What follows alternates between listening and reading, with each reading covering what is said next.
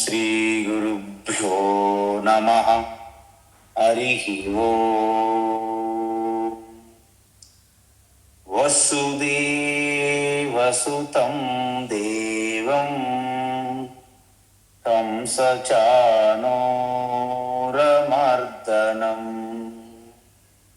దేవకీ పరమానందం కృష్ణం వందే జగద్గురుం. తీర్త్వా మోహార్ణవం హత్వా రాగద్వేషాదిరాక్షసాన్ సీతా శాంతి సమాయుక్తా ఆత్మా రామో విరాజతే. ఆత్మా రామో విరాజతే. ఆత్మస్వరూప బంధుగణ. ఇప్పుడు పురుషోత్తమ ప్రాప్తి యోగ, ఆ పరమపదం విష్ణోహో పరమపదం, పురుషోత్తమ అంటే నిర్గుణ చైతన్య స్వరూపము పరమాత్మ. ప్రాప్తి అది పొందుటకు చెప్పే ఉపాయమే పురుషోత్తమ ప్రాప్తి యోగ అంటారు. సో ఆ ఉపాయం చెప్పే ముందు మనకున్న సమస్య భగవాన్ చెప్పారు. అంటే ఈ సంసారం యొక్క వర్ణన చాలా వివరంగా చెప్పి దానికి పరిష్కార మార్గం సాధనలు కూడా చెప్పారు. ఏమిటి? మొట్టమొదటిసారిగా వైరాగ్యం అనే శస్త్రం కావాలి.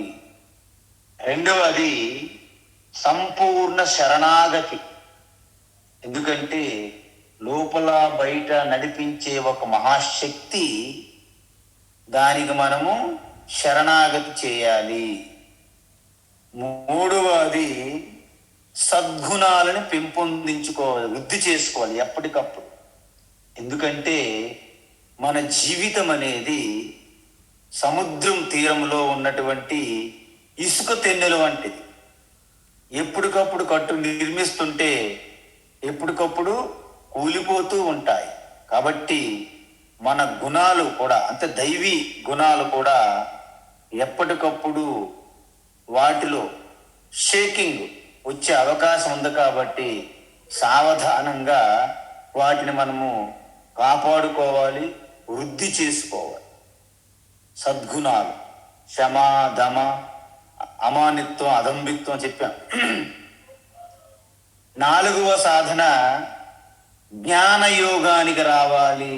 అంటే దానినే బ్రహ్మ విచారణ లేదా ఆత్మ విచారణ అంటారు, వేదాంత విచారణ అంటారు.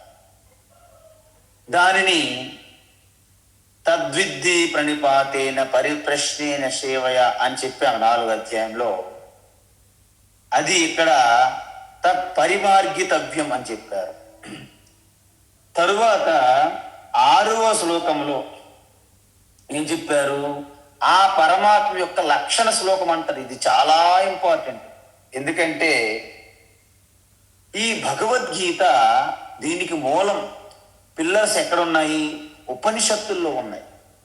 అందువల్ల భగవాన్ శ్రీకృష్ణ ఏ ఉపనిషత్తు యొక్క తత్వాన్ని తన అనుభూతి చెందారో ఆ ఉపనిషత్తు యొక్క జ్ఞానాన్నే మనకు అందించారు తప్ప ఆయన స్వతహాగా ఎటువంటి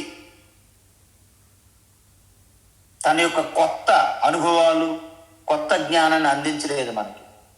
అంటే ఉపనిషత్తుల యొక్క మూలములో ఉన్నటువంటి బ్రహ్మ విద్యనే భగవాన్ శ్రీకృష్ణ కూడా ఇక్కడ అర్జునుడికి చెప్పడం జరిగింది. ఇంతకీ ఈ శ్లోకాన్ని బ్రహ్మ లక్షణం అని ఎందుకు అంటారంటే ఆ నిర్గుణ నిరాకార నిర్విశేష నిష్క్రియ తత్వమైనటువంటి ఆత్మ పరమాత్మని వర్ణిస్తుందన్నమాట. ఎలా? ఉపనిషత్తుల్లో చెప్పే దీని గురించి ఏ విధంగా చెప్పాయి? నా అంతఃప్రజ్ఞం నా బహిష్ప్రజ్ఞం నోభయత ప్రజ్ఞం న ప్రజ్ఞానఘనం న ప్రజ్ఞం నా అప్రజ్ఞం అదృష్టం అవ్యవహార్యం అగ్రాహ్యం అలక్షణం అచింత్యం అవ్యపదేశ్యం ఏకాత్మ ప్రత్యయసారం ప్రపంచోపశమం శాంతం శివం అద్వైతం చతుర్థం మన్యంతే స ఆత్మా స విజ్ఞేయః. ఈ మంత్రము ఉపనిషత్తుల యొక్క ఆ మొత్తం ఎన్ని ఉపనిషత్తులు అయితే ఇప్పటివరకు మనకు అందుబాటులో ఉన్నాయో వాటన్నిటిలో కూడా అత్యంత గొప్ప మంత్రం అన్నమాట. దీన్నే తురీయం అంటారు. తురీయ మంత్రం అంటారు. మనము ప్రాతస్మరామి స్తోత్రంలో కూడా మొదటి శ్లోకములోనే భగవాన్ శంకరాచార్య చెప్పారు, ప్రాతస్మరామి హృది సంస్ఫురదాత్మతత్వం సచ్చిత్ సుఖం పరమహంస గతిం తురీయం. తురీయం అని చెప్పారు అక్కడ. కాబట్టి ఆ తురీయం అంటే ఏమిటి? నాంత ప్రజ్ఞ నా బహిష్ప్రజ్ఞ అంటే బాహ్య ప్రపంచాన్ని మనము దర్శిస్తున్నటువంటి ఈ జాగ్రత్త చైతన్యం మాత్రమే కాదు ఆత్మ తురీయము. స్వప్నములో కూడా నేను దర్శిస్తున్నాను. స్వప్నంలో ఉన్నటువంటి ఆ జీవాత్మగా అది కాదు. గాఢ నిద్రలో కూడా ఉన్నాను, కానీ అక్కడ అజ్ఞాన చీకటి అలముకుంటుంది, అది కూడా నేను కాదు. అంటే ఈ జాగ్రత్త, స్వప్నము, సుషుప్తి, morning show, matinee show, night show, evening show, ఈ 3 షోలు ఆడుతున్నాయి. వాటి తర్వాత కూడా తెర అదే విధంగా మిగిలి ఉంటుంది. అంటే ఆ తెర స్థానములో మీరు తురీయాన్ని మీరు అర్థం చేసుకోవాలి. మార్నింగ్ షో జాగ్రత్త అవస్థ వచ్చింది వెళ్ళింది, మ్యాట్నీ షో వచ్చింది వెళ్ళింది, నైట్ షో వచ్చింది వెళ్ళింది, కానీ అక్కడ ఉన్నటువంటి ఆ తెర, సినిమా తెర అలాగే ఉంటుంది. ఆ విధంగా తురీయాన్ని చెప్పారు. అంటే ఇంకా అదృష్టం అంటే అది దర్శనం కాదు. అందువలన నాకు పలాయన రూపంలో దర్శనాలు వచ్చాయి, నాకు స్వప్నంలో దర్శనం వచ్చింది, నాకు పలాయన తీరంలో దర్శనం వచ్చింది, పలాయన సమయంలో దర్శనం వచ్చింది. అది మన మానసికమైనటువంటి ఊహాజనితమైనటువంటి దర్శనాల దృశ్యాలు తప్ప అది పరమాత్మ దర్శనము కాదు. ఎందుకు? అవ్యవహార్యం, అది వ్యవహార గోచరం కాదు. అగ్రాహ్యం, దాన్ని గ్రహించడము, దాన్ని పట్టుకోవడం చేత కాదు.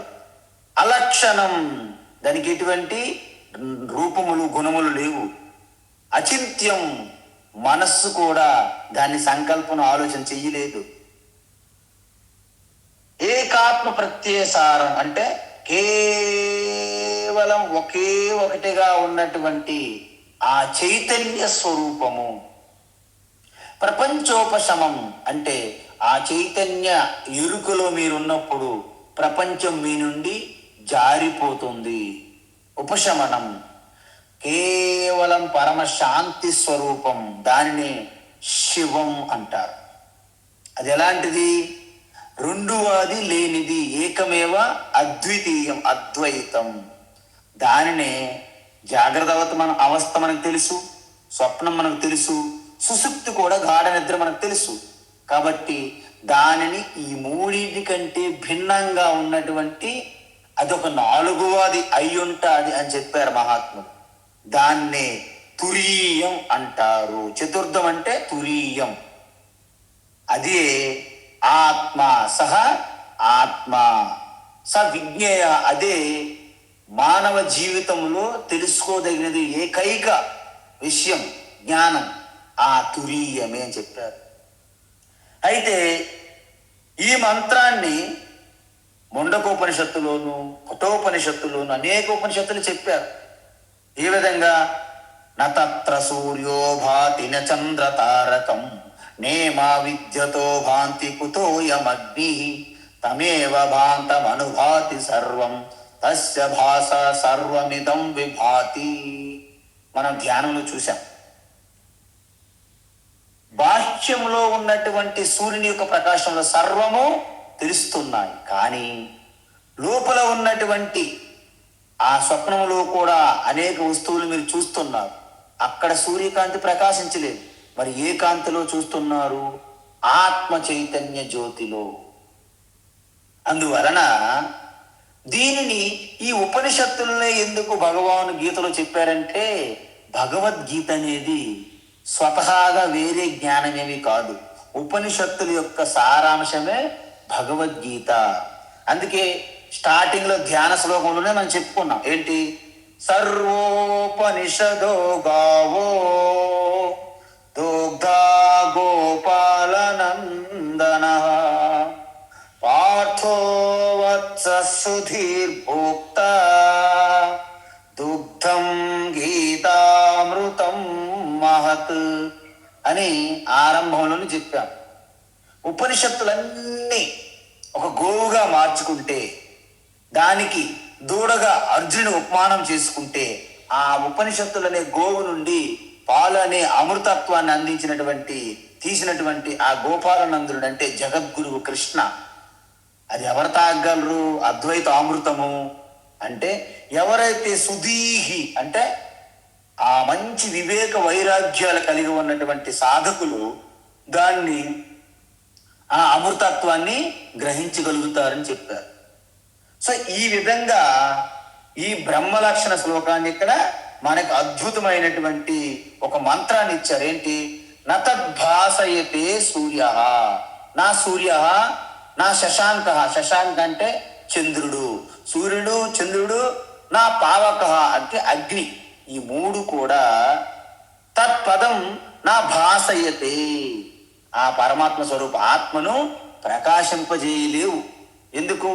యద్గత్వా నా నివర్తంతే, ఆ స్వరూపములో గనక మీరు నిలుచుంటే, ఆ స్వరూప స్థితిలో గనక మీరు ఉంటే, మళ్ళీ నా నివర్తంతే మళ్ళీ తిరిగి కిందకు రారు అంటే పునర్జన్మ ఉండదు అని అర్థం. ఏంటది? తత్ అది మమ, నా యొక్క పరమం ధామ, అదే నా యొక్క స్వరూపము అని సాక్షాత్ పరమాత్మ కృష్ణ పరమాత్మ స్వరూపం గురించి చెప్తున్నారు. అందువలన ఈ మంత్రం అనేది అంటే ఈ శ్లోకం ఈ ఉపనిషత్తుల మంత్రాల ఆధారంగానే భగవాన్ శ్రీకృష్ణ ఇక్కడ మనకి చెప్పడం జరిగింది. అంటే మనం జ్యోతి అని చెప్తారు మహాత్ములు. ఇక్కడ ఒక పెద్ద ప్రాబ్లం వచ్చి పడుతుంది. ఏంటి? ఈ ఆత్మ చైతన్యాన్ని చెప్పడానికి జ్యోతి అనే పదాన్ని వాడతారు. జ్యోతి జ్యోతి చెప్పేసరికి మనమేమనుకుంటాము? ఈ వెలుగుతున్న ప్రకాశం అనే భ్రమలో పడిపోయే అవకాశం ఉన్నది.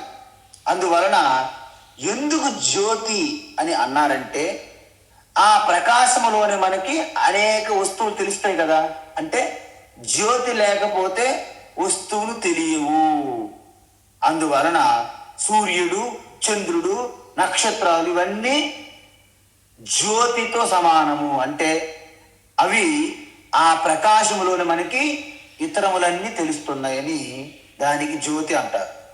మరి సూర్యుడు ఒక స్వయం ప్రకాశక జ్యోతి. ఎందుకు? తను స్వయంగానే ప్రకాశిస్తుంది. కానీ చంద్రుడు మాత్రము స్వయం ప్రకాశం కాదు. అంటే సూర్యుడు ఒక జ్యోతి.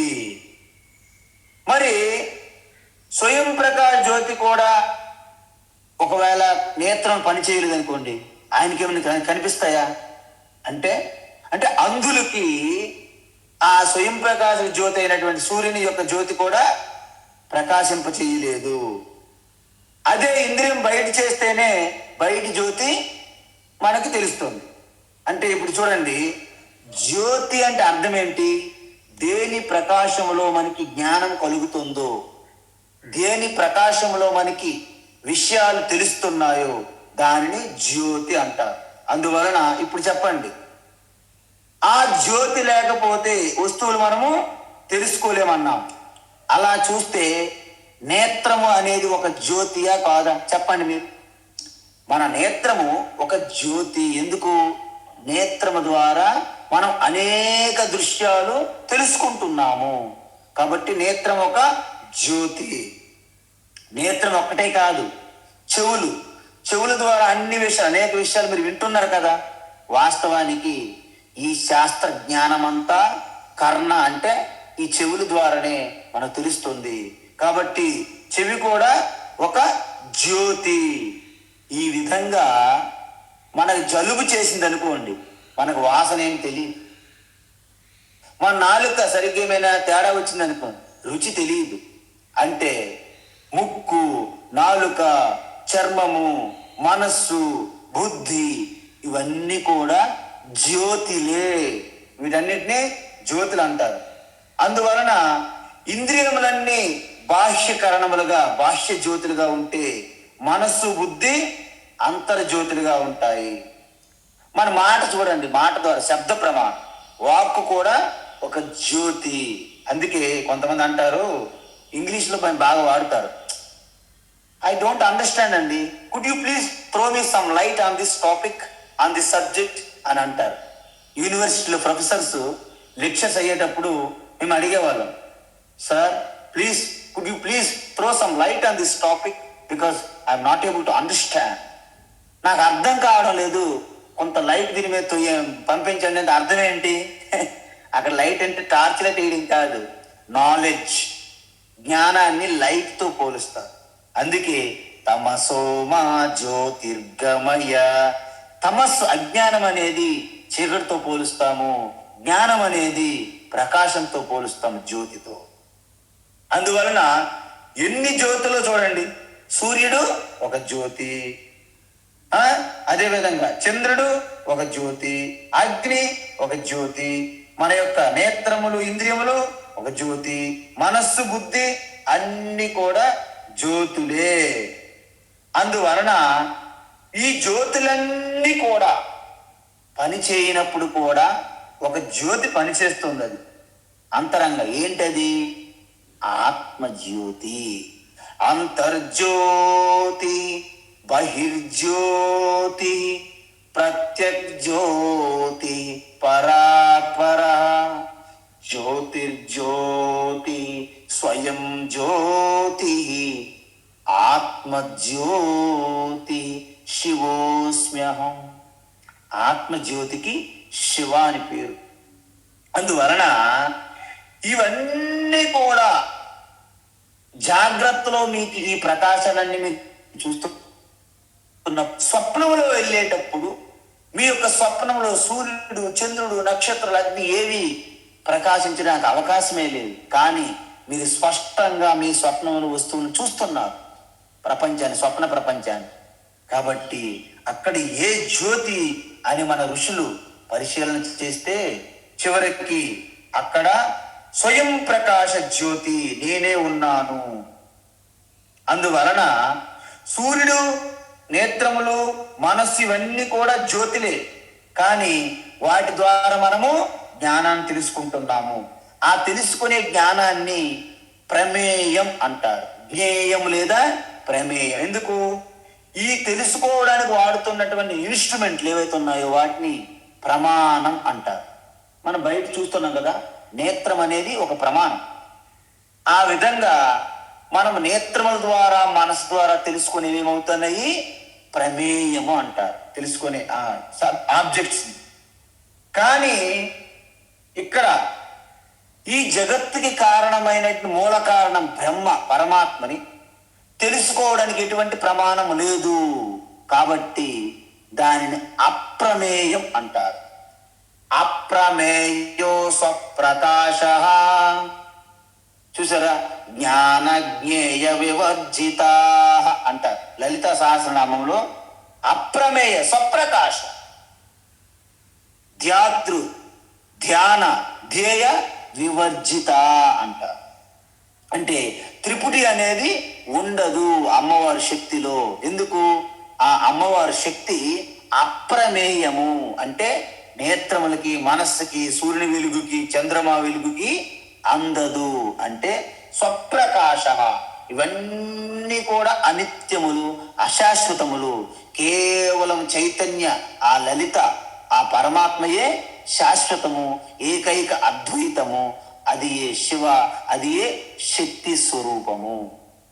కాబట్టి అప్రమేయం బ్రహ్మ సర్వ ప్రమాణ అగోచరం అంటారు. చూసారా, అప్రమేయం ఈ పరమాత్మ బ్రహ్మ ఏ ప్రమాణాలతోనూ కూడా అందదు. అందువలన దీన్ని మనం ఇండికేట్ చేస్తాం, డైరెక్షన్, దిశ చూపెడతాం. మీరు ఈ శరీర ఇంద్రియముల మనస్సుని పక్కన పెట్టగలిగితే ఇంకా పక్కన పెట్టడానికి వీలు కానటువంటి ఆత్మ చైతన్యం శేషంగా మిగులుతుంది. దాన్ని తదేక ఏవ అవశిష్టం శివ చిదానంద రూప అంటారు. అందువలన ఉపనిషత్తుల్లో ఏం చెప్తున్నారు? ఉపనిషత్తులు ఏం చెప్తున్నారు? మనం చూస్తున్నటువంటి దృశ్య ప్రపంచమంతా బ్రహ్మ కాదు. మరి అవ్యక్తంగా ఉన్నటువంటి వాసనలు, సంస్కార వాసనలు కూడా బ్రహ్మ కాదు. మరేంటి? అన్యదేవత విదితాత్ అతో అవిదితాత్ అధి లేదా బ్రహ్మ. అంటే మనకు తెలుస్తున్నది బ్రహ్మ కాదు, నాకు తెలియనిది బ్రహ్మ కాదు. మరి బ్రహ్మ ఏంటి? రెండింటికి అతీతము. ఎలా? నాకు జపనీస్ భాష రాదు, నాకు జపనీస్ భాష రాదని నాకే తెలుస్తుంది. నాకు రాదు, నాకు తెలుస్తుందండి, నాకు జపనీస్ భాష రాదు. నాకు ఇంగ్లీష్ భాష వచ్చును, నాకు ఇంగ్లీష్ భాష వచ్చును అనేది కూడా నాకు తెలుస్తుంది. అంటే నాకు తెలియదని కూడా నాకు తెలుస్తుంది, నాకు తెలుస్తుంది అనేది కూడా నాకు తెలుస్తుంది. ఈ రెండింటికి సమానంగా తెలుసుకునే ఆ తెలుసుకునేది ఏదైతే ఉందో దానినే బ్రహ్మ, ఆత్మ అంటారు. కాబట్టి ఇక్కడ మనకు డౌట్ రావచ్చు. అంటే బ్రహ్మ తెలిసినటువంటి ఒక విషయం కాదు అంటే తెలియనిది అంటాం. అంటే ఏమిటి?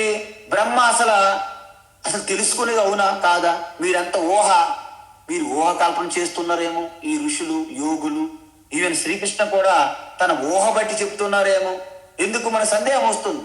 బ్రహ్మ మీ నేత్రముల ద్వారా మనసుకు అందదు అన్నామనుకోండి, మనకేమనిపిస్తుంది? అసలు బ్రహ్మ అనేది ఉన్నదండి. చాలా మంది ఇప్పటి వరకు పండితులు, విద్వానులు కూడా చివరికి అసలు బ్రహ్మ అనేది ఏంటో, ఈ వేదాంతం ఏమిటో వాళ్ళు మంచిగా అలంకారాలు చేసుకొని పూజలు, అభిషేకాలతో ఆగిపోతున్నారు, ముందుకు వెళ్ళరు. ఎందుకంటే వాళ్ళకి డౌట్, అసలు పరమాత్మ అనేది మన ముందు వచ్చి మనకు దర్శనం ఇవ్వాలంట. అందువలన ఉపనిషత్తులు, వేదన ఏమంటుందంటే ఆ పరమాత్మ ఉన్నది అంటుంది. ఎలాగా ఉన్నది? కానీ మీ యొక్క ఇంద్రియములకి, మీ యొక్క తర్కానికి అందదు అంటున్నారు. అయితే ఎలా? అసలు బ్రహ్మ ఉన్నదా లేదా? లేదండి. ఇప్పుడు ర్యాబిట్ హార్న్స్ అంటారు శాస్త్రం. అంటే కుందేలు కొమ్ము, నాకు రోగం వచ్చింది, కుందేలు కొమ్ము ఒకటిని ఆకాశ పుష్పం తీసుకొస్తే నా జబ్బు తగ్గుతుంది అన్నారు అనుకోండి. ఎక్కడ తెస్తారు? కుందేలుకి కొమ్ము ఉండదు, ఆకాశంలో పుష్పాలు ఉండవు, ఎక్కడ తెస్తాము? అందువలన బ్రహ్మ కూడా ఆకాశ పుష్పం లాంటిదేనా అని సందేహం వస్తుంది కొంతమందికి. అందువలన సకల శాస్త్రాలు చదివినప్పటికీ, అన్ని శాస్త్రాలు వచ్చు, అంత మాత్రాన వాళ్ళకి ఆత్మ సాక్షాత్కారము, ఈశ్వర సాక్షాత్కారం అవడానికి రూలు లేదు. కేరళ నుండి ఒక పండితుడు నంబూద్రి మొత్తం అనేక దర్శనాలు, హిందూ సనాతన ధర్మంలో ఉన్న శాస్త్రాలన్నీ చదివారంట. చదివి ఉత్తర కాశీ తపోవన స్వామి దగ్గరికి వెళ్ళారంట ఆయనతో డిబేట్ చేయడానికి. ఆయనతో మాట్లాడినప్పుడు స్వామీజీ గారు అన్నారు, ఓహో నువ్వన్నీ చదివచ్చావు కాబట్టి నీతో డిబేట్ అనేది అసలు అవసరం లేదేమో అనుకున్నారంట తపోవన స్వామి. అయినా ఆయన ఊరుకోలేదు, సరే అన్నారు.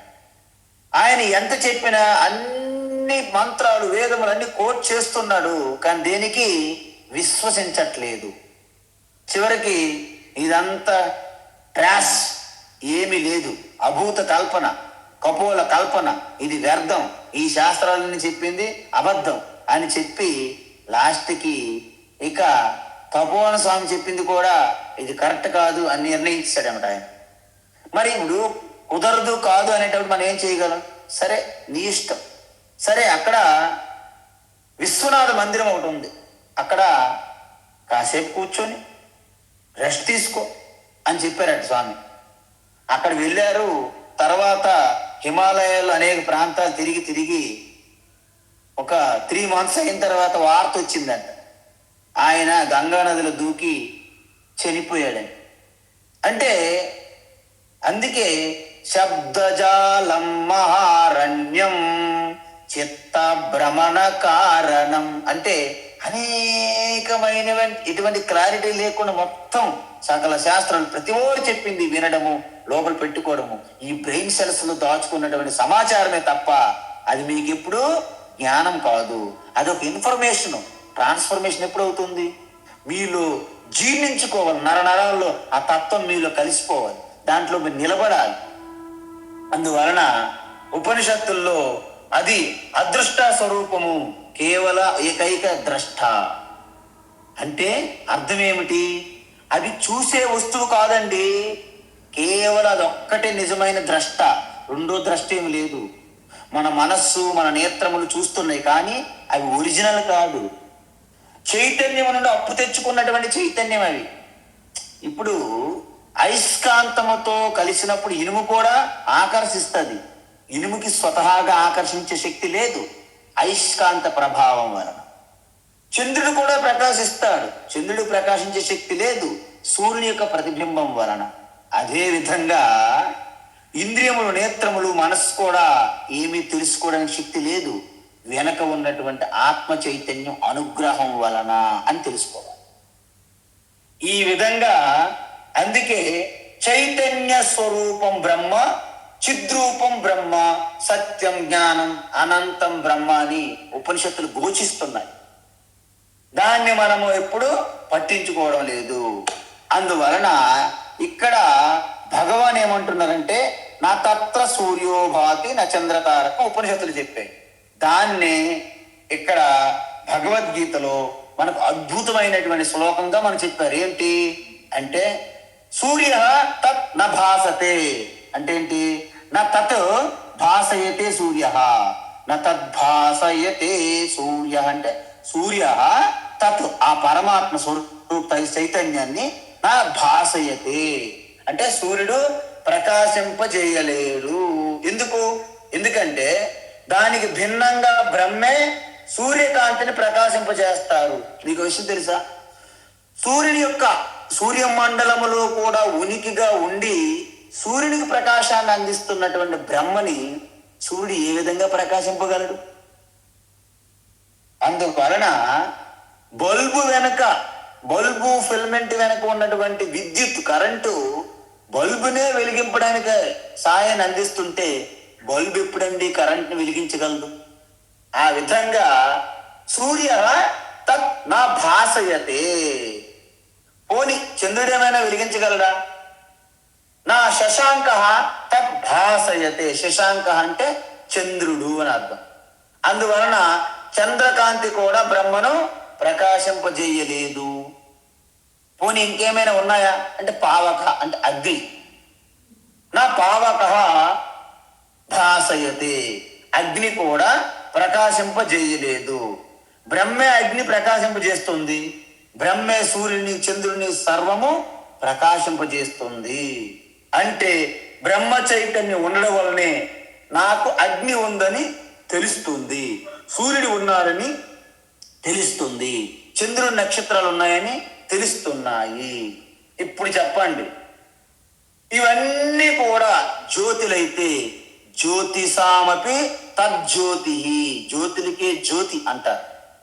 అంటే ఇవన్నీ కూడా ఆధారపడి ఉన్నాయి వేరే జ్యోతుల పైన, కానీ ఆత్మ చైతన్యం అనేది స్వయం జ్యోతి. అందువలన నిజానికి ఈ చైతన్యం అనేది సర్వవ్యాపకము. ఎందుకు?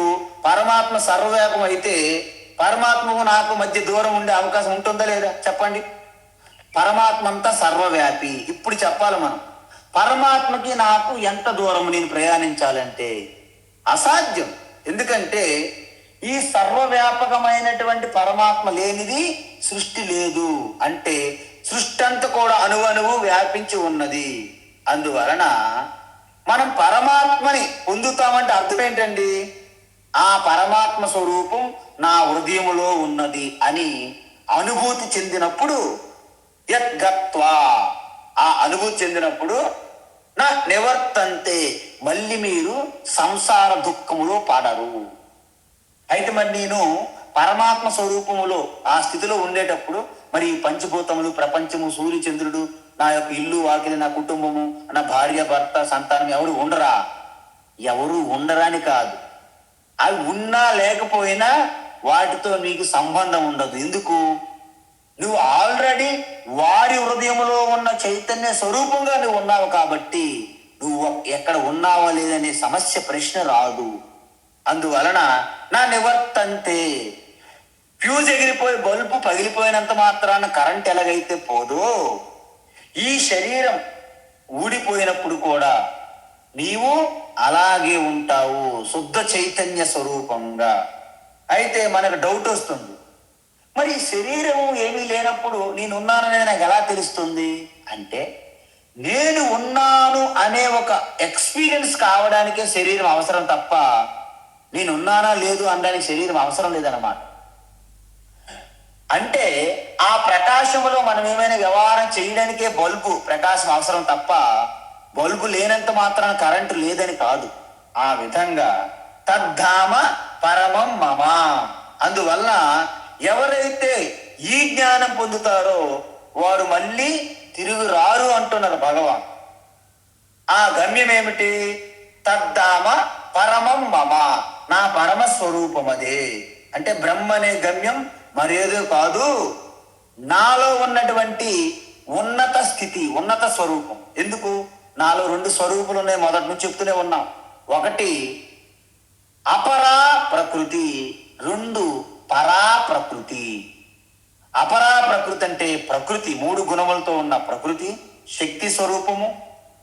పరా ప్రకృతి అంటే పురుష చైతన్యం అనేది గుణాతీతగా ఉన్నటువంటి సాక్షి చైతన్యం కూడా ఉన్నది. అందువలన ఈ మూడు గుణాల ద్వారా కింద మీద పడుతున్నటువంటి తక్కువ స్థాయి నేను కాదు, ఎప్పుడూ మార్పు చేర్పు లేని గుణాలకు అతీతంగా ఉన్నటువంటి శుద్ధ చైతన్యాన్ని నేను అని తెలుసుకోవాలి.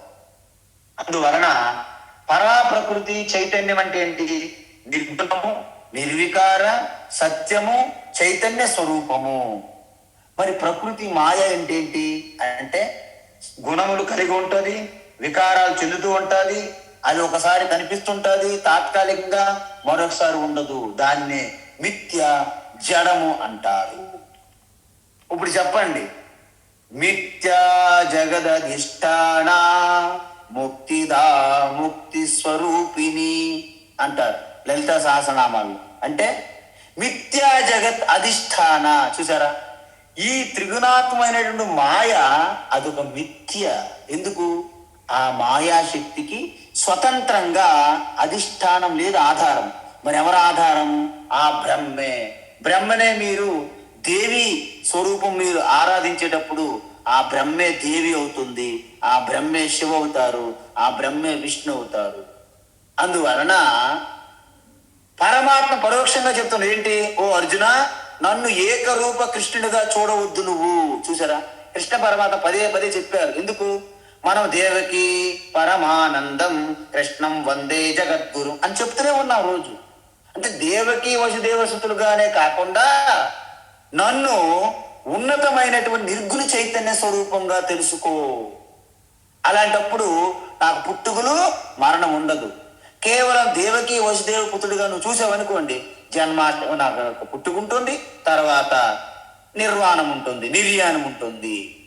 అందువలన నిర్గుణ బ్రహ్మ చైతన్యం నేనై ఉన్నాను. నేనే కాదు, నువ్వు కూడా నిర్గుణ బ్రహ్మ చైతన్యానివే. కానీ నువ్వు ఎక్కువగా ఈ మనస్సు, బుద్ధి, ఇంద్రియములు, శరీరముతో తాదాత్మ్యం మమేకమై ఉన్నావు. అందువల్ల నేనే మనిషిని, అర్జునుడిని నేను చంపేస్తాను, లేకపోతే వారు నన్ను చంపేస్తారనే భ్రమ నీకు బలంగా ఉన్నది. అందువలన ఏకరూప ఈశ్వర అంటే ఎవరు? వసుదేవ సుతం దేవం కంసచానూరమర్దను.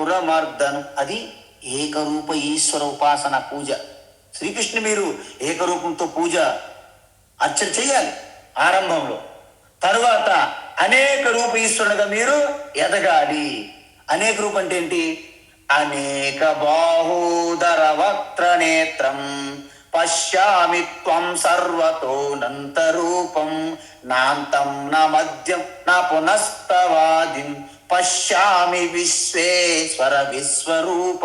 చూసారా, అసలు ఆ భగవద్గీత అంటే ఎందుకు అద్భుతం అంటే, ఏకరూపేశ్వరు గురించి ఆయన చెప్పారు. నేను ఏకరూపేశ్వరునిగా నన్ను ప్రారంభించు, ఈ విశ్వమంతటా వ్యాపించి ఉన్న విశ్వరూపాన్ని కూడా నేనే అని కూడా చెప్పారు విశ్వరూప దర్శనం. తర్వాత ఏం చెప్పారు? అరూపము అంటే గుణాలు లేని రూపము లేని ఈశ్వరు గురించి కూడా చెప్పారు ఆయన. ఎలాగా?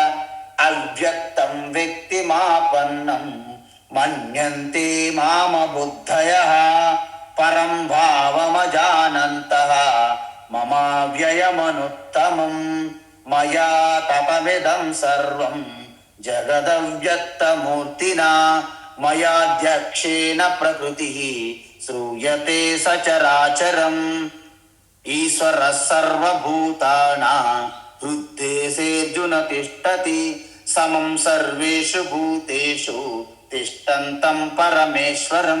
చూసారా, ఇవన్నీ కూడా నిర్గుణ చైతన్యాన్ని చెప్తున్నాయి. అందువలన భగవాన్ ఏమంటున్నారంటే, ఇవన్నీ గుణాలతో కలిగి ఉన్నటువంటి ఈ దృశ్యములన్నీ విడిచిపెట్టు, ఆఖరికి నిజంగా శుద్ధ చైతన్య నిర్గుణ చైతన్యం నువ్వు పొందాలనుకుంటున్నావా? ఎస్ ఎస్ కృష్ణ అన్నారు అనుకోండి. అప్పుడు ఈ వ్యావహారికంగా ఉన్నటువంటి నియమాలు, రూల్స్, సూత్రాలు, ధర్మాలు సర్వం విడిచిపెట్టాల్సి వస్తుంది ఆఖరిలో. ఏంటవి? సర్వధర్మాన్ పరిత్యజ్య మామేకం శరణం వ్రజ అహం త్వా సర్వ పాపేభ్యః మోక్షయిష్యామి మా శుచః. నువ్వు ఎప్పుడైతే అన్ని విడిచిపెట్టి నేనే కేవలం ఆశ్రయంగా లక్ష్యంగా పెట్టుకున్నావో, నీ సకల పాపముల నుండి, దుఃఖముల నుండి నిన్ను విముక్తి చేస్తాను అంటే నీకు మోక్షం కలిగిస్తానని ప్రామిస్ చేశారు గీతలో.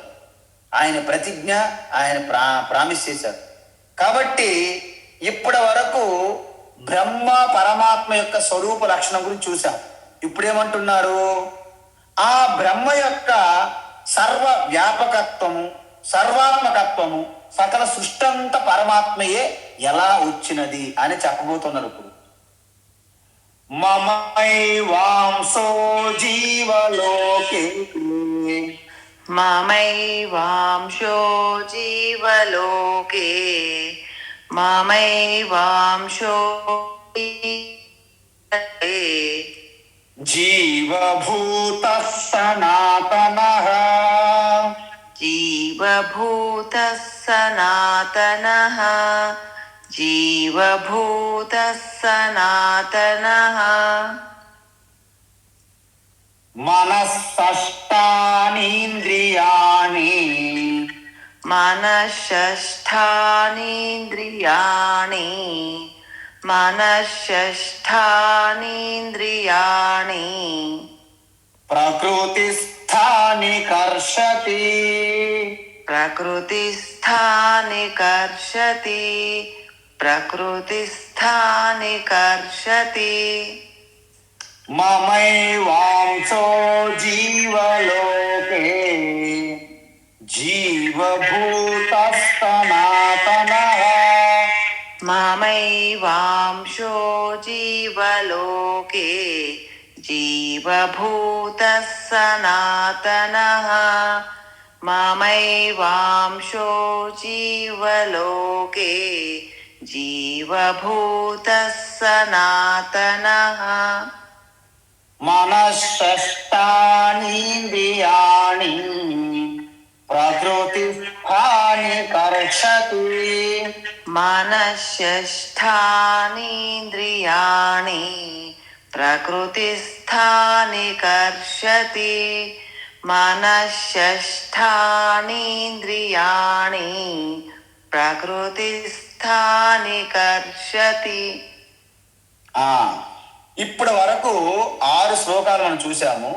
ఇప్పుడు 7వ శ్లోకము నుండి అంటే దగ్గర 15వ శ్లోకం వరకు సర్వస్య చాహం హృది సన్నివిష్టః అక్కడ వరకు అంటే మమైవాంసో జీవలోకి నుండి సర్వస్య చాహం హృది సన్నివిష్ట అక్కడ వరకు ఈశ్వరు యొక్క సర్వాత్మకత్వం అంటే సర్వవ్యాపకత్వము, సకల సృష్టి అంతా తానే విస్తరించి వ్యాపించి ఉన్నారు అని చెప్తున్నారు అన్నమాట. ఏంటది అంటే ఈ ఈశ్వర జగత్తంతటికి అన్వయించి చూసుకుంటే అణువు కూడా ఈశ్వరే ప్రవేశించి ఉన్నారని చెప్తారు. ఎలా అంటే బ్రహ్మార్పణం బ్రహ్మావి బ్రహ్మాగ్నో బ్రహ్మణాహుతం బ్రహ్మైవ తేన గంతవ్యం బ్రహ్మకర్మ సమాధిన. ఎందుకు 4 అధ్యాయంలోనే మనం చెప్పాం. ఎలా మనం యజ్ఞం చేయడం ప్రారంభించాం. యజ్ఞం చేసినప్పుడు ఏదైతే మనం అర్పణం చేస్తున్నాం హవిష్యులు అది కూడా బ్రహ్మే. ఆ దేంట్లో వేస్తున్నాం? అగ్నిలో వేస్తున్నాం, అగ్ని కూడా బ్రహ్మే. అంటే మనము ఆ కర్మ ద్వారా పొందే ప్రసాదాలు పుణ్యము ఆ యొక్క ఫలాలు ఏవైతే ఉన్నాయో అది కూడా బ్రహ్మే. మనం చేసే కర్మ బ్రహ్మ, ఋత్వికులు బ్రహ్మ, సర్వము బ్రహ్మమయం జగత్ అంటారు. అంటే ఇప్పుడు మీరు చెప్పండి, ఒక నీరు మనం తీసుకునేటప్పుడు, ఒక సముద్రంలో తీసుకునేటప్పుడు కెరటము నీరే, అలా నీరే, బుడగా నీరే, నురగా నీరే, ప్రతి ఒక్కటి నీరే నీరే నీరే నీరే అంట. నీరు కంటే భిన్నంగా ఏమైనా ఉందా? లేదు. కానీ మరి ఎందుకు అనేక నామరూపములతో పిలుస్తున్నాము అంటే వాటి ఆకారములు వాటి రూపములు బట్టి వేరుగా పిలుస్తున్నాము. అందుకే వాచారంభనం వికారో నామధేయం వృత్తికిత్యేవ సత్యం. అందువలన కేవలము శబ్దములు పేర్లే తేడా తప్ప వాటి యొక్క తత్వములు ఎటువంటి తేడా లేదు. అందువలన మనకి ఇక్కడ ఏమంటున్నారు భగవాను, మొత్తం దీన్ని అర్థం చేసుకోవాలంటే నేను ఇంతకుముందు చెప్పాను ఏంటి, మనకి శుద్ధ చైతన్యములో ఎటువంటి సృష్టి ఉండదు. శుద్ధ చైతన్యము ఎటువంటి సృష్టి ఉండదు. అందువలన ఈ మాయాశక్తి దైవీ శక్తి అనేది 3 గుణముల్లో కలిగిన మాయ ఈశ్వరుని ఆశ్రయించి పట్టుకొని ఉంటుంది గట్టిగా. తద్వారా ఆ శక్తి ద్వారా సృష్టి చేస్తారు. అంటే ఏ మాయాశక్తి ద్వారా అయితే సృష్టి చేస్తుంటే ఆ పరమాత్మకి సృష్టికర్త బ్రహ్మ అని పేరు వస్తుంది. సృష్టి చేసిన తర్వాత ఆ సృష్టిని పాలించాలి, స్థితిగా ఉంచాలంటే అదే పరమాత్మ మళ్ళీ మాయాశక్తి ద్వారానే సృష్టి స్థితి చేయాలి. కాబట్టి ఆ స్థితి చేసే ఆ కర్తని విష్ణువు అంటారు. విష్ణు అంటే ఏంటి? మొత్తం సృష్టి అంతా వ్యాపించి సృష్టిని పోషించి పాలించాలి, అది విష్ణువు. మరి ఒక కాలములో వచ్చిన సృష్టి మరో కాలంలో లయమైపోవాలి. కాబట్టి తనలోకి లయం చేసుకునేటప్పుడు ఒక శక్తి కావాలి. కాబట్టి ఆ మాయాశక్తి ద్వారా ఆ పరమాత్మయే లయం చేయగలిగితే దానిని రుద్ర లేదా శివ అంటారు.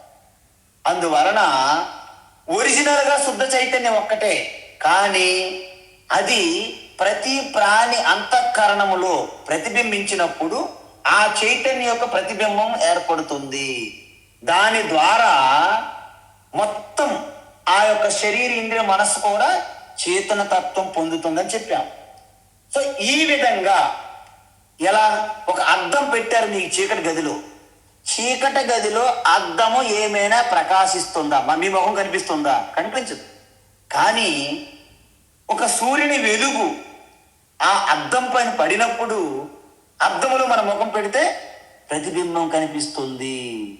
అదే విధంగా సూర్యకాంతి స్థానములో ఆ పరమాత్మ చైతన్యం శుద్ధ చైతన్యాన్ని మీరు ఊహించుకుంటే, స్థానములో ఈ మనస్సు మీరు ఊహించుకుంటే అద్దములో కనిపించే ప్రతిబింబమే ఈ సర్వ ప్రపంచ వ్యవహారము దృశ్యాలు అని తెలుస్తుంది. అందువలన ఉపనిషత్తులు ఏం చెప్తున్నారంటే అనేన జీవేన ఆత్మన అనుప్రవిశ్య నామరూపే వ్యాకరవాణి ఇతి అని చెప్పారు. అంటే అహమేవ జీవరూపేణ అంటే పరమాత్మే జీవరూపములో భవిష్యామి, నేనే జీవరూపంగా వస్తున్నాను. అంటే ఆ పరమాత్మే మానవుడుగా రాముడుగా ఎలాగైతే అవతరించి శుద్ధ చైతన్యం, శుద్ధ బ్రహ్మ పరాత్పర రామ, ఆ శుద్ధ బ్రహ్మ పరమాత్మ రామ ఒక మానవుడుగా ఎలాగైతే అవతరించారో, ఒక సాధారణ మానవుడుగా ఆ స్త్రీని అపహరించుకెళ్ళిపోయినప్పుడు ఎంత రోధించాడో ఏడ్చాడో పీడ. కాబట్టి అదే విధంగా ఈ సృష్టిలో ఉన్న సకల శరీరములో సకల ప్రాణుల్లో పరమాత్మనైన నేనే జీవరూపములో వస్తున్నానని చెప్తున్నాడు పరమాత్మ. అహమేవ జగద్రూపేణ అభిభవామి. ఇప్పుడు చూడండి, శుద్ధ చైతన్యం ఉన్నది, 3 గుణములు మాయ ద్వారా ప్రకటన అవ్వాలి. ఎలా అంటే కేవలము మాయ అంటే స్పష్టమైనటువంటి శుద్ధ చైతన్యములో ప్రకటమైతే దాన్ని ఈశ్వర అంటారు. శుద్ధ బ్రహ్మ మాయ ద్వారా స్పష్టమైన సత్వగుణ సంపన్నుల్లో ప్రకాశిస్తే అని దాన్ని ఈశ్వర, లైక్ కృష్ణ అనుకోండి. మరి మలిన సత్వం అంటే సత్వగుణము రజోగుణం తమోగుణం మిక్స్ అయి ఉంటుంది. ఆ విధంగా శుద్ధ చైతన్య పరమాత్మ ప్రకటమైతే జీవుడు అంటారు. మరి అలా కాకుండా కేవలము తమోగుణం అధికం 99.9% దాంట్లో ఆ శుద్ధ బ్రహ్మ ప్రకటమైతే దాన్ని జగత్ అంటారు. చూసారా? అంటే ఈశ్వర, జీవ, జగత్తు మూడిట్లో ఉన్నటువంటి అసలు సిసలైనటువంటి సారమైనటువంటి తత్వము పరమాత్మయే. అందుకే శివుని ఆజ్ఞ లేనిది చీమైనా పుట్టదు ఈ విశ్వములు. అంటే సృష్టి అంతా ఆ శివ అనేది శుద్ధ బ్రహ్మ వ్యాపించి ఉన్నదని అర్థం. అందువలన మీరు ఇది ఒకటి గమనించాలి, ఎప్పుడు మర్చిపోకూడదు. కెరటం పెద్దదైనా బుడగ చిన్నదైనా అలా నురగ అన్నింటిలో కూడా సారంగా చూసుకుంటే నీరే, సముద్రం అన్న నీరే, బుడగన్న నీరే. అంటే నీరు బట్టి మనం చూసుకుంటే బుడగ సముద్రము ఒక్కటే. చూసారా? ఒక సాధారణ మనిషికి ఉన్నటువంటి సిటిజన్షిప్ ఓటు ఒక్కటే, దేశానికి అధిపతి అయిన ప్రధానమంత్రికి ఒకే ఓటు, అదే సిటిజన్షిప్ ఉంటుంది. అందువల్ల దీన్నే సర్వాత్మ భావన లేదా సర్వ ఈశ్వర భావన అంటారు. ఇది మనకి ఉపనిషత్తుల్లో చెబుతున్నాయి. ఎందుకంటే ఈ పంచభూతముల ద్వారా తయారైనటువంటి సూక్ష్మ తత్వాల ద్వారా మనకి ఇంద్రియములు మనసు వచ్చాయి. స్థూల తత్వం నుండి ఈ జడ ప్రపంచం వచ్చింది. కాబట్టి ఇంద్రియములని, స్థూల శరీరంలోని ఇంద్రియాలను మనం ఏమంటాము? గోళకాలు అంటాం. ఈ నేత్రము, చెవులు అన్నీ గోళకాలు. వాటి లోపల సాఫ్ట్వేర్ లాగా సూక్ష్మ తత్వాన్ని ఇంద్రియం అంటారు. దాని వెనుక అధిష్టాన దేవత ఉంటుంది, దాని వెనక శుద్ధ చైతన్యం. చూసారు ఎన్ని ఉన్నాయో? ఇప్పుడు నేత్రం తీసుకుందాం ఉదాహరణకి. పైన కనిపిస్తున్నటువంటి నేత్రం ఒక గోళకం, అది మాంస నేత్రం. దానివల్ల ఏం పెద్ద ఉరిగిపోదు. చాలా మందికి నేత్రము పని చేయకపోయినా నేత్రం బాగానే ఉంటుంది. కాబట్టి దాని వెనక ఇంద్రియం ఉంటుంది, ఐరిస్ రెటీన లాగా. దాని వెనక ఒక శక్తి ఉంటుంది. దాని వెనక అధిష్టాన దేవత అంటే సూర్య భగవాన్ ఉంటుంది. నేత్రం వెనక అధిష్టాన దేవత. దానికి కూడా శక్తి అందించేది శుద్ధ చైతన్యము అని.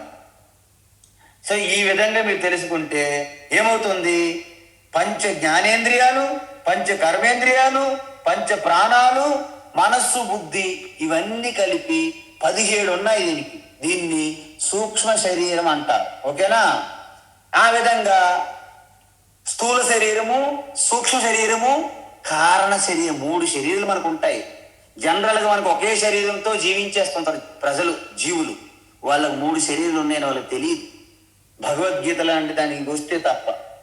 అందువలన ఏమంటున్నారు? జీవ అపి బ్రహ్మ ఏవ. ఇప్పుడు చెప్పండి మీరు, కెరటం కూర నీరా కాదా? అవును. సముద్రం కూడా నీరా కాదా? అంటే అదే శుద్ధ బ్రహ్మ జీవరూపంగా వచ్చాడు, ఈశ్వర రూపంగా వచ్చాడు, జగత్ రూపంగా వచ్చారు. అంటే ఉపాధి, అంటే ఈ ఉపాధి భేదం వలనే జీవుడు వేరు, దేవుడు వేరు అంటున్నాం, కానీ ఉపాధి తీసిస్తే అంటే ఏంటి? ఇప్పుడు ప్రధానమంత్రి ఉన్నారు, ఆయన ప్రధానమంత్రి కాదు, జస్ట్ అన్ని తీసేయండి, ఆయనకి ఇచ్చినటువంటి ఉపాధులన్నీ తీసేయాలి, పవర్స్ అధికారులన్నీ. ఆయన కేవలం ఒక వ్యక్తిగా ఉంటాడు ఈ దేశంలో, మీరు కూడా ఒక వ్యక్తిగా ఉంటారు. అంటే వ్యక్తులుగా మీ ఇద్దరు దేశ పౌరులే. అదే విధంగా జీవుడికి ఉన్నటువంటి ఉపాధి ఏంటి? ఈ పరిచ్ఛిన్నమైన శరీరము, ఈ పరిచ్ఛిన్నమైన మనస్సు, ఈ పరిచ్ఛిన్నమైన ఇంద్రియములు, ఇవన్నీ ఉన్నాయి, అవన్నీ తీసే. మరి దేవుడికి ఉన్నటువంటి ఉపాధి ఏంటి? సర్వజ్ఞ, మొత్తం తెలుసు, సర్వశక్తి, సర్వవ్యాపి, ఇవన్నీ తీసే. ఏం మిగిలింది? శుద్ధ చైతన్యము. జీవుడిలో ఏం మిగిలింది? శుద్ధ చైతన్యం. అంటే శుద్ధ చైతన్య స్వరూపంగా జీవయే బ్రహ్మ. అందువలన బ్రహ్మ సత్యం జగత్ మిథ్యా, జీవో బ్రహ్మైవ నాపరః. అందువలన సర్వము బ్రహ్మమయం జగత్. అందుకే సదాశివ బ్రహ్మేంద్ర స్వామి రే బ్రహ్మమయం జగత్తు, ఒకసారి మేల్కొనండి, చూడండి, అంతా బ్రహ్మకాంతి అంటే ఏది లేదు, కంకర యందు శంకరుని దర్శించండి అని సదాశివ బ్రహ్మేంద్ర స్వామి వీధుల్లో తన పిచ్చిగా వాగుతూ మాట్లాడుకుంటూ వెళ్ళేవాడు అన్నమాట. చాలా మంది ఆయన గురువు దగ్గరికి వెళ్ళి, గురువు గారు మీ శిష్యుడు పిచ్చైపోయినట్టున్నాడు, అంతా బ్రహ్మమయం జగత్తు తిరుగుతున్నాడు అన్నాడు. వాడు గురువు గారు అన్నారు, చూడండి, ఆ పిచ్చి నాకు రాలేదని నేను ఎంతో బాధపడుతున్నాను అన్నారు. ఎవరు? సదాశివ బ్రహ్మేంద్ర స్వామి వారి యొక్క గురువు గారు, మా శిష్యుడికి వచ్చినటువంటి పిచ్చి నాకు పట్టలేదని నేను బాధపడుతున్నాను అహర్నిశలు అన్నారు అన్నమాట. అందువలన ఈ బ్రహ్మ అంటే ఈ భావన ప్రతి ఉపనిషత్తులో చెప్తున్నారు.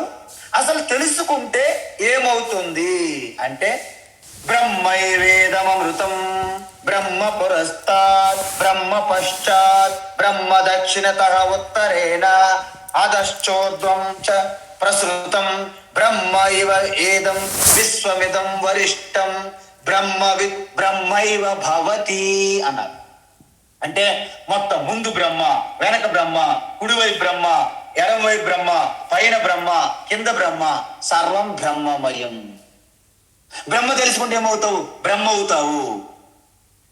మీకు చిన్న ఉదాహరణ చెప్పి ఈవేళ క్లాస్ ముగిస్తున్నా. ఒక పెద్ద సంపన్నుల ఇంట్లో పెద్ద కార్యక్రమం చేస్తారు, బర్త్డే, జన్మదినమే, కానీ వాళ్ళ సంపత్తులు అధికం కాబట్టి పెద్ద కేక్ తీసుకొచ్చారు. మరి ముఖ్యమైన అతిథులు రావాలి కదా, లేట్ చేస్తున్నారు. అక్కడ చిన్నపిల్లల సందడి ఎక్కువ ఉంటుంది, మీకు తెలుసు. వాళ్ళు ఎప్పుడు కట్ చేస్తారా కేక్ తిందామా అని ఆరాట పడుతుంటారు. ఇంకా వెయిట్ చేస్తుంటే ఒక అల్లరి పిల్లవాడు తన చిటికిన వేలుతో ఆ యొక్క కేక్ లోపలికి పెట్టి ఇలా తీసి ఇలా నోట్లో పెట్టి కొంచెం అప్పుడు, అబ్బా మధురంగా ఉంది అంటాడు. ఆయన చేతి వేలి లోపల పెట్టి ఇలా బయట తీసిన వెంటనే ఒక చీమ దాంట్లో వెళ్ళింది ఆ రంధ్రం నుండి లోపలికి. సరిగ్గా లోపలికి వెళ్ళిన తర్వాత చీమ ఇలా బయట చూసింది, పైకి కేకు, రైట్ సైడ్ చూసింది కేకు, లెఫ్ట్ సైడ్ చూసింది కేకు, కింద కేకు, పైన కేకు, సర్వం కేకమయం జగత్ అన్నదనమాట ఆ చీమ. ఆ విధంగా మీరు ఆ యొక్క నిశ్శబ్దమైనటువంటి పరమశాంతి, శివం అద్వైతం తురీయం అనే దాంట్లో ఉండేటప్పుడు సర్వం బ్రహ్మమయం జగత్తు. ఇదేదో పుస్తకాల్లో చదవడం కాదు, ఎవరో మహాత్ములు చెప్పడం కాదు, ఇది మీ ప్రత్యక్ష అనుభూతిలో మీకు వస్తుంది. అంతవరకే తప్ప ఎవరో చెప్పారని మనం అలా తీసుకోకూడదు. ప్రతిసారి కృష్ణ చెప్పాడు, శంకరాచార్య చెప్పాడు, మా గురువు గారు చెప్పారు, వాళ్ళు చెప్పారు, మీరేం చెప్తారో చెప్పండి అనేది తెలియాలి మనకి. అందువలన ఈ బ్రహ్మానుభూతి మీ అందరికీ ఖచ్చితం. ఎందుకంటే మీరు బ్రహ్మ అయి ఉన్నారు, దాన్ని అంగీకరించడమే మన వంతు. అందువలన తత్వమసి, మీరు అదే అయి ఉన్నారు. అప్పుడు మీరేమనాలి? అహం బ్రహ్మాస్మి లేదా శివోహం అనాలి. హరి ఓం తత్సత్. సర్వం శ్రీకృష్ణార్పణమస్తు.